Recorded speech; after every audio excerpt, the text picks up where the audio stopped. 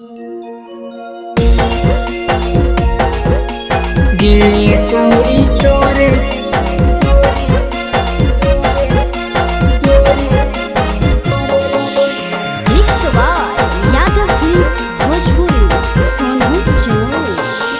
जमुई जिला में खोटे तहिया जेलावा गे छौरी तोरे करल केसावा। जमुई जिला में खोटे तहिया जेलावा गे छौरी तोरे करल केसावा। तोरे करल केसावा गे छौरी मरनी ऐसन ढेलावा होवत ना हौ बेलावा गे छौरी तोरे करल केसावा।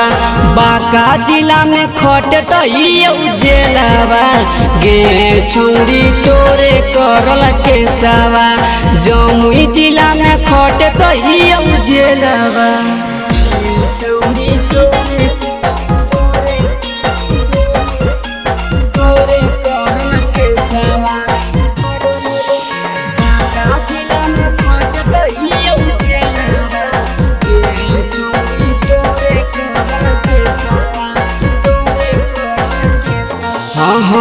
तोरा चलती के तना खइयै पुलिस के मार गे लागो है चल जैतै फोकटे में जान गे।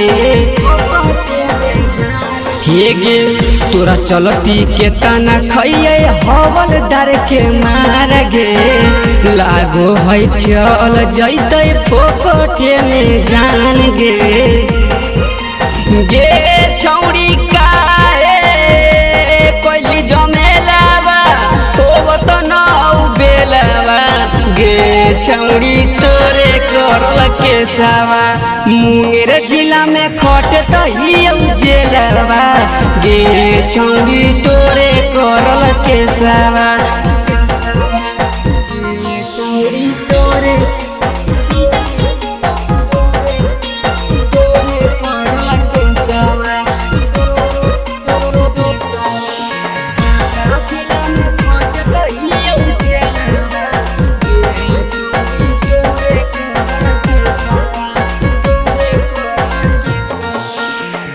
तोरे चक्कर में नंदन काटौ करेगा गे भूगले जुलूम छबड़ी रही हो तो तैयार गे।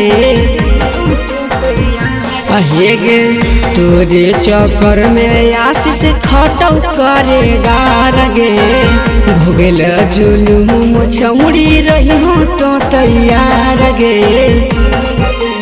गे छौरी काहे कोइली खेलावा होवत ना बेलावा गे छौरी तोरे करल केसावा। बांका जिला में खटे तहिया जेलावा गे छौरी तोरे करल केसावा।